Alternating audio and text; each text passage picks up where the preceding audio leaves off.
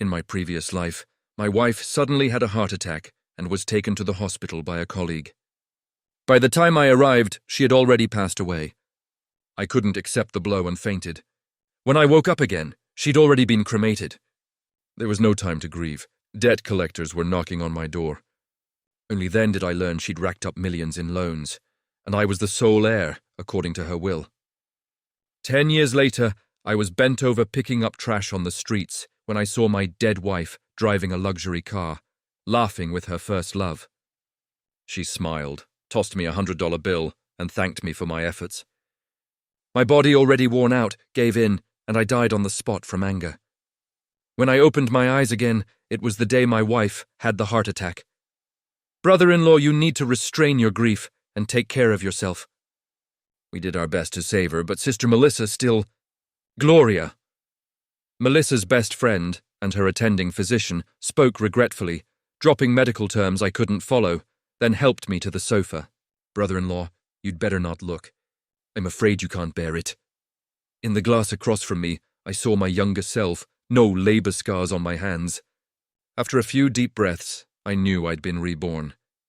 In my past life, when I got the call about Melissa Wu's heart attack, I ran 3 red lights to reach the hospital and still arrived too late.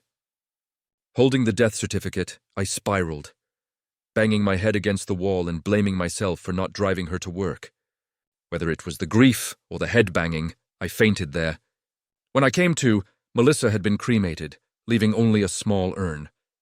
I clutched that urn at home, refusing food and water, until lawyers from major loan companies came knocking. That's when I learned I was the sole heir in Melissa's will.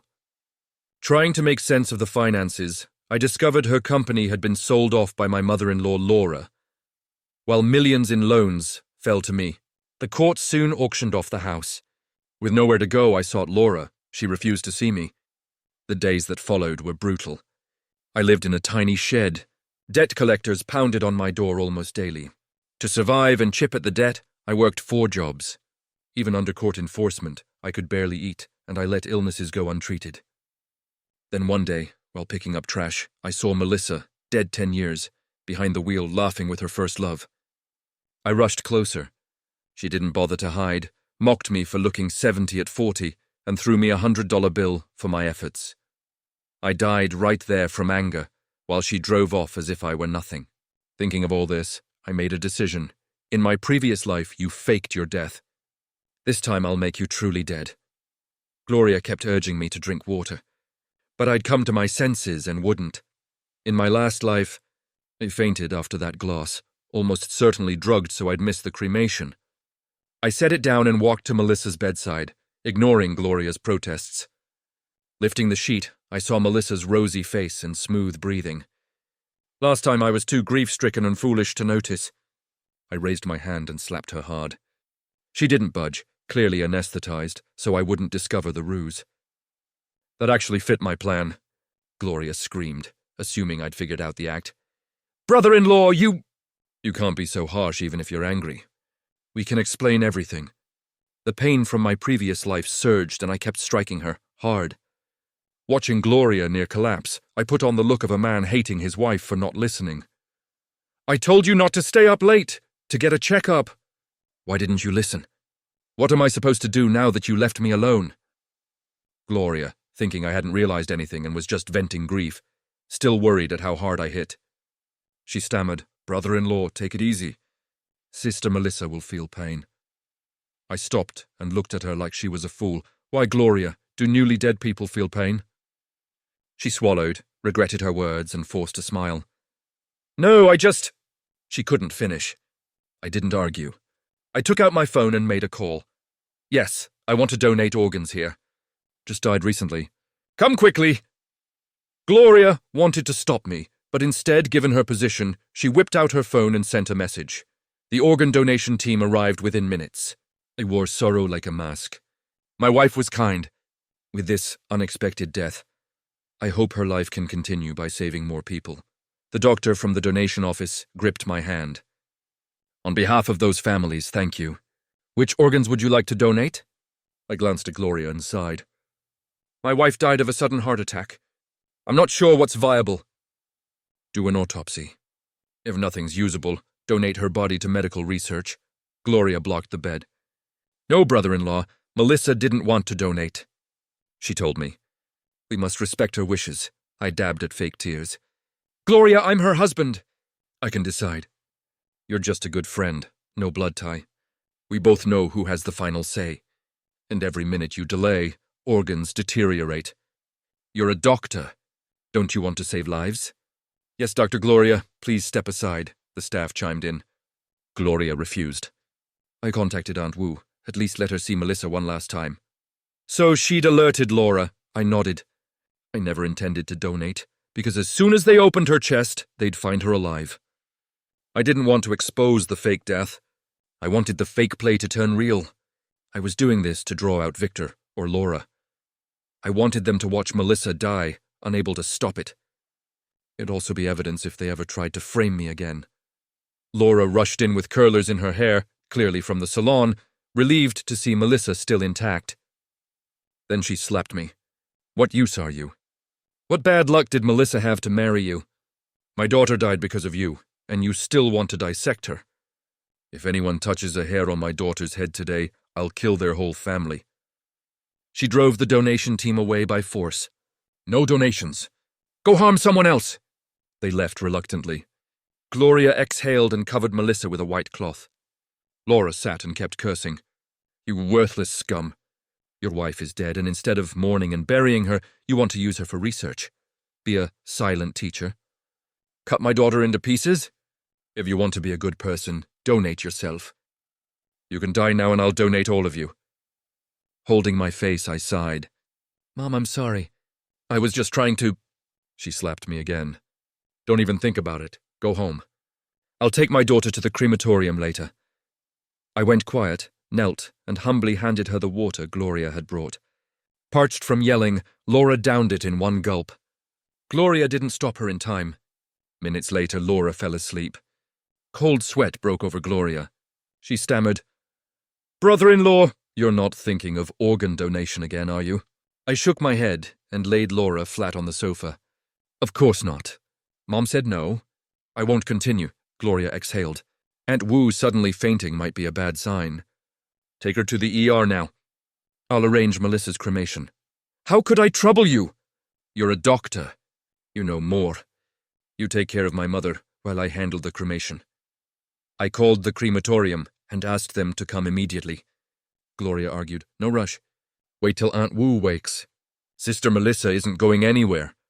I said, Gloria, Melissa is already dead. The living matter more than the dead. You two were as close as sisters, yet today you're not even sad and keep saying strange things. What exactly do you want? She was frantic, trying to rouse Laura. No use. By the time the crematorium staff took Melissa, Gloria snapped. She grabbed my sleeve, voice hoarse. Brother-in-law, I think I just saw Sister Melissa move. Let's try to save her. I held the death certificate up. Think carefully. If Melissa is actually alive, what responsibility would your hospital bear? And you?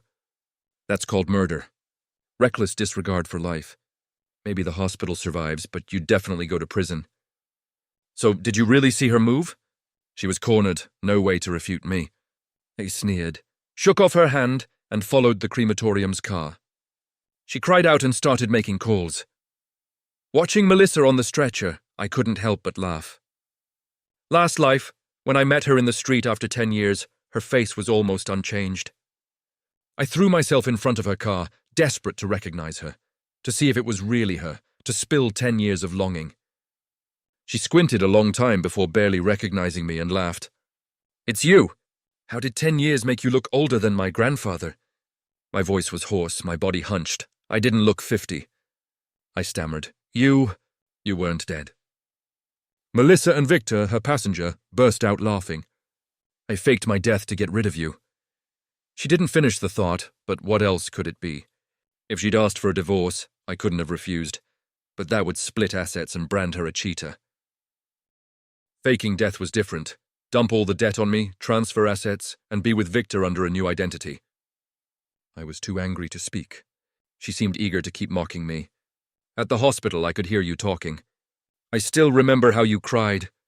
I'm really curious. How can a man cry like a goose? It's hilarious. Ha ha ha ha ha. While she laughed, I clutched my chest and collapsed.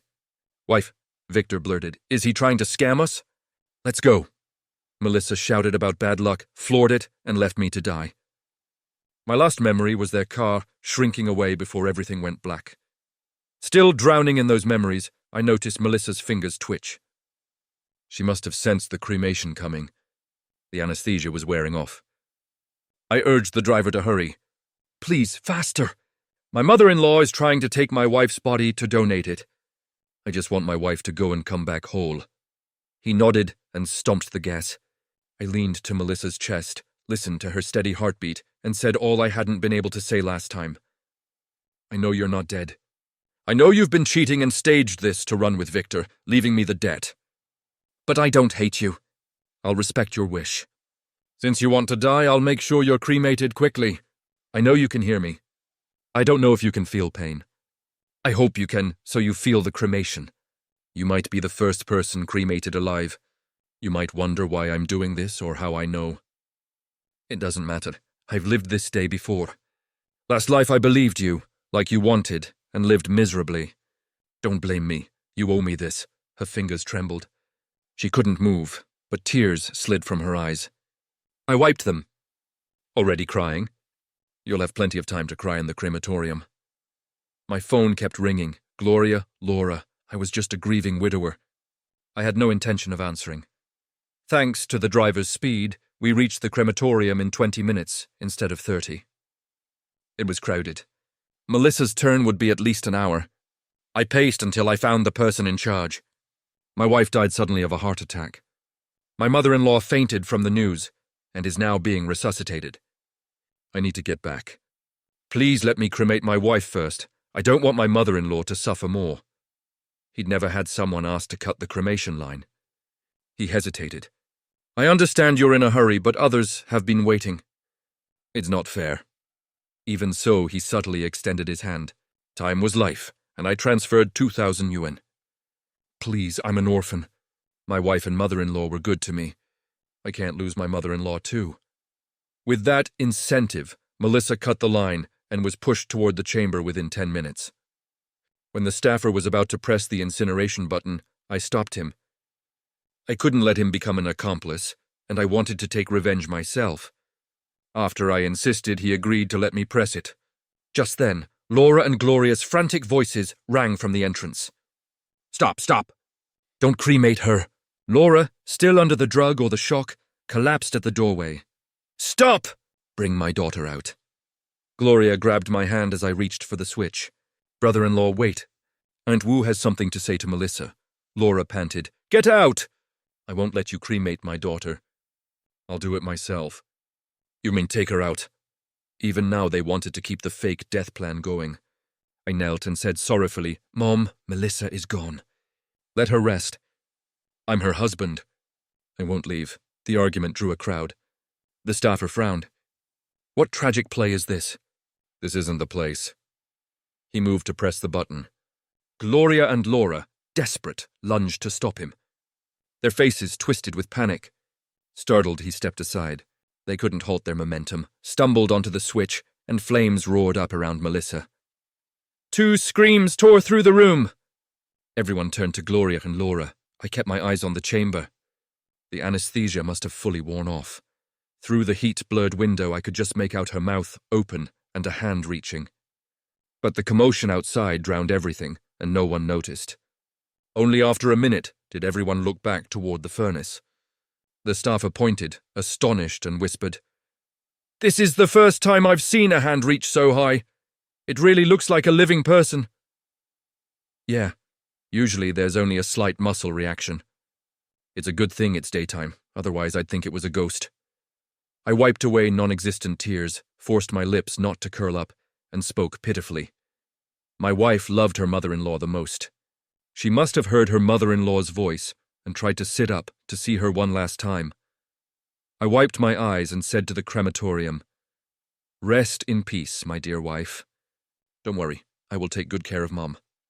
And make sure she joins you soon. Coincidentally, as I said this, Melissa's hand fell back down, seemingly dead for good. I breathed a sigh of relief. and it felt like the suffering from my past life had vanished. Gloria, ignoring the collapsed Laura, stumbled over and was horrified by what she saw inside the crematorium. She desperately pressed the incineration button. Why won't the fire stop? Put it out. The staff, seeing such a distressed family member for the first time, quickly pushed Gloria aside. We understand you're grieving, but the dead cannot come back to life. Acting like this won't bring her peace. That's right, and this is an automated crematorium. Once it starts, it has to burn completely before it can be opened. Please calm down. Gloria, pale as a ghost, collapsed onto the floor, muttering, "It's over, it's all over." Then she looked at me. "Brother-in-law, why didn't you answer your phone when we called you?" I sighed. I was too distraught to answer any calls. All I could think about was what to do now that Melissa is gone. Besides, cremation after death is a normal procedure. "Why were you trying to stop it?" Laura crawled to my feet. "You bastard. You killed my daughter. Give me back my daughter's life." I sighed again but didn't help Laura up. Instead, I held up the death certificate. "Mom, I know you're upset, but Melissa's death has nothing to do with me. She died of a sudden heart attack, not because of anything I did." "If you don't believe me, ask Gloria. She was the one who tried to save Melissa and issued this death certificate." "Isn't that right, Gloria?" I turned to look at Gloria. Gloria was at a loss for words. Should she say Melissa wasn't dead? Then how did the death certificate come about? If say Melissa was dead, Laura wouldn't believe it. Seeing my point, Laura suddenly grabbed Gloria's throat. "It was you. You killed my daughter. She was alive and you issued a death certificate. Now she's been cremated. This is all your fault?" Feigning shock, I covered my mouth. "What? Mom, what are you saying? Melissa wasn't dead." I quickly turned to look at Melissa still being cremated. No wonder I thought I saw her fingers move when she entered the crematorium. I thought it was just my imagination. I can't believe it was real.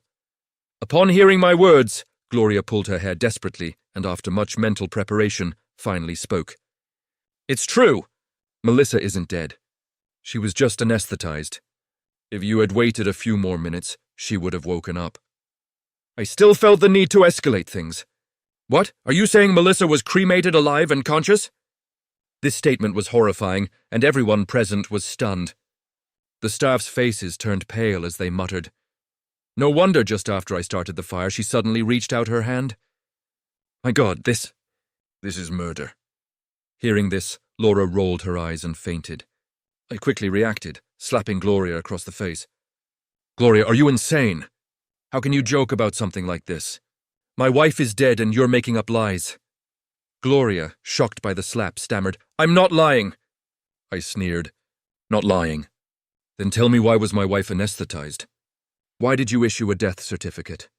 If you're going to lie, at least make it plausible." Gloria didn't know how to explain, and the surrounding staff, hearing this, thought she was joking and went back to their work. As Melissa's cremation concluded, I angrily left the crematorium with her ashes. Before leaving, I told Gloria, "You scared Mom into fainting for no reason. You take her to the hospital. It wasn't that I didn't want to stay and see Laura's reaction upon waking, but I had more important matters to attend to. I placed Melissa's ashes prominently in the living room. Then I quickly contacted a lawyer to start the process of inheriting Melissa's company and estate. In my previous life, I was too grief-stricken. By the time I came to my senses, the company was gone. If I didn't act quickly in this life, Laura would surely seize control once she woke up. I couldn't waste this second chance. After completing the paperwork, I contemplated the millions in debt. Knowing Melissa, she wouldn't have given all that money to Victor or Laura. But I had already checked, and there was no such money in her name. So she must have hidden it. Following Melissa's spending records, I found a garage she had rented. Following the address, I found the cash hidden there. I quickly contacted the bank and loan companies, paying off part of the interest and settling the loans. With everything done, I lay on the sofa, holding a glass of red wine, and smiled at Melissa's photo on the wall. "Thank you, dear wife. Now I have money, a house, and a company with no debts. I'll live a carefree life, even better than in your previous life." I drank heavily and fell asleep on the sofa. The next morning I was awakened by a knock on the door. Rubbing my aching head, I opened it. Outside stood Gloria and Laura, accompanied by a man a few years older. It was Victor, looking angry and holding a 6 or 7-year-old boy who resembled Melissa. Was this a child born before our marriage? No wonder Melissa refused to have children after we married. She had already had one with her first love. The 3 of them looked sorrowful and had dark circles under their eyes, probably from several sleepless nights. They were followed by a few police officers. Laura walked into the house, pointing at me. "Officer, this man cremated my daughter alive. Arrest him and cremate him too, so he knows what it feels like." I had anticipated this drama, but I didn't expect it to come so quickly. I sighed. "Mom, can you stop making such jokes?" I took out the death certificate. "Officer, this is my wife's death certificate. My mom couldn't handle the loss and might have some mental issues." The officer looked at the certificate. This seems fine." I sighed again. "My wife and I were married for 3 years, and our relationship was very strong. When she passed away, I didn't want her body to decay, so I cremated her immediately. Was that wrong?" Laura clutched her chest. "You're lying.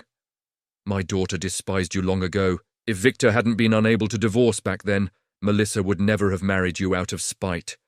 You did it on purpose. You cremated her out of turn, just to get her inheritance and company. I confirmed it with the company yesterday. What else do you have to say?" I looked incredulous, my eyes reddening. "Mom, you can insult me, but my love for Melissa was real. If we had no feelings for each other, why would she make me the sole heir of her estate?" Laura couldn't refute this, so I continued. "You say Melissa was still alive. How could such a large hospital fail to determine if a person is dead or alive? Gloria told me herself that Melissa was brain dead and her heart had stopped. What living person is like that?" Laura signaled Gloria to speak, but Gloria kept her head down. It made sense. If she admitted the death certificate was fake, the consequences would be severe. Better to stick with the lie. The situation reached a deadlock. Victor tugged on Laura's sleeve, and she stopped talking. He sighed. "Melissa really wasn't dead. I'm Melissa's boyfriend. We broke up years ago due to a misunderstanding, and she married you out of spite. I recently got divorced and came with my child to find Melissa. She realized she still loved me and wanted to fake her death to leave you." Victor hesitated. "But don't blame Melissa. She did it not to hurt you. She was a kind person. Now that Melissa is gone, we just hope you can accept this child and give him the inheritance he deserves." I took a sip of water and mimicked Laura's tone. "You're lying." Then I sadly turned to Laura. "Mom, I know you didn't get along with Melissa. She didn't leave you anything in her will, so you brought this child to frame Melissa and claim her inheritance. Isn't that right?" Laura was almost driven mad by my words, but for the sake of money, she held back. "You're lying. I got along very well with Melissa. This is her child, I'm absolutely sure. I took out Melissa's will." "Mom, why are you lying? If you got along well with Melissa, why isn't your name in her will? Why did she leave everything to me?" Laura was speechless. Victor hesitated. He couldn't exactly say that Melissa made me her heir to saddle me with debts. I glanced at the child behind Victor and smirked inwardly. So that's why my wife, who had pretended to be good for 3 years, suddenly stopped pretending. Because her first love and son came back. However, I didn't feel sad. I'd already died once. I said calmly, "You claim this child is Melissa's. Then please provide evidence, such as a legally recognized paternity test or a birth certificate." Victor and Laura were taken aback. "There's no paternity test because the child was born at home, so there's no birth certificate, but he is Melissa's child." I waved my hand. "Officer, do you see what's happening here? They know my wife has been cremated and brought a child to claim the inheritance. They even falsely accuse me of cremating my wife alive. Their statements are completely contradictory." Laura, anxious, said, "I can take a DNA test with the child to prove I am his grandmother, which would indirectly prove he's Melissa's child." The officer shook his head. "That won't suffice. It only proves you are related to the child, but it doesn't establish Melissa's relation to the child. Even if it did, It wouldn't prove that Melissa was your only child. I held back my laughter. Part of the reason I insisted on cremating Melissa quickly was to avoid such situations. It turned out to be the right move. Laura and Victor exchanged glances, and Victor gritted his teeth. It doesn't matter whose child it is. Melissa wasn't dead. He cremated her alive. He's a murderer. He can't inherit Melissa's estate. Victor was right about that, but he needed to prove I was a murderer first. I suddenly looked at Gloria. Gloria, tell us, was Melissa dead or alive? You're a doctor with a family. Think carefully before you speak. You may not remember, but I do. It was you and Mom who pressed the incineration button. If Melissa was alive, then you two are the murderers. I turned their frantic lunge at the cremation switch into them pressing it on purpose. Laura didn't even have time to call me a liar. Gloria gritted her teeth, avoiding their eyes. She was really dead. I breathed a sigh of relief, but Victor raised his phone. I suspected you'd lie, so I brought evidence. He played a video showing him, Melissa, Gloria, and Laura on a couch, discussing the fake death plan. Melissa's voice, just as disgusting as in my previous life, came from the phone. I'll get anesthetized. You find a way to knock out my husband and tell him I've been cremated. I'll give you $1 million once it's done. The video wasn't complete and didn't include the part where they planned to dump the debts on me. Gloria crouched down, at a loss. I didn't know. Victor seemed relieved. I wasn't lying. You killed Melissa, so you should go to jail. The inheritance should go to Auntie. I acted frightened and stayed silent, brewing my emotions to look genuinely sad, not pretending. Officer, I want to report them. These three planned my wife's fake death without telling me. I was devastated and didn't notice she was alive. I pointed at Gloria and Laura. They knew I planned to donate my wife's organs and cremate her, but they didn't tell me she wasn't dead. They did it on purpose, so I would unknowingly cremate my wife, and then they'd come to claim the inheritance. I asked Laura and Victor. I knew my wife had passed away, so I followed the normal procedure to cremate her. Was that wrong? Clearly it wasn't. They hadn't expected me to be so clear-headed. They thought I'd break down upon learning the truth and be easily manipulated. But I had already died once. I was no longer the naive fool I used to be. From the moment I woke up, I knew exactly how to handle each step. With a choked voice, I continued, I wanted to donate her organs, Mom. You were there. Why didn't you tell me the truth when you refused? If it was just about a divorce, why wouldn't I agree? You deceived Melissa, made her believe your lies, and chose to fake her death. Then you deliberately cremated Melissa, making me the villain who sent his own wife to the crematorium. How cruel can you be? Laura stammered. Melissa insisted that you must believe it, so I had to stop the organ donation and couldn't tell you the truth. I took out my phone. Then what about this? You called me on my way to the crematorium, proving you knew I was going to cremate Melissa. I was too heartbroken to answer, but why didn't you send a message? When I got to the crematorium, Melissa hadn't been cremated yet. Why didn't you tell me the truth then? Instead, you caused a scene and pressed the incineration button yourselves. Laura and Gloria were speechless, but I knew they were confident they had time. They thought they could distract me at the crematorium and still succeed. Desperation breeds bold moves. This drama ended without a conclusion, each side standing firm. The police took us all to the station for temporary detention pending investigation. After a few days of investigation, the police found I truly was a simple husband, unaware of Melissa's affair. I never questioned her business trips or social engagements, never checked her phone. Neighbors, friends, and colleagues confirmed we were a loving couple with no signs of discord. Home surveillance showed no arguments. The police couldn't know I'd been reborn. Based on the evidence, how could such a loving husband kill his wife? Meanwhile, Laura's, Gloria's, and Victor's statements were riddled with holes. They'd had countless chances to tell me Melissa wasn't dead, but waited until after the cremation. Especially Gloria and Laura.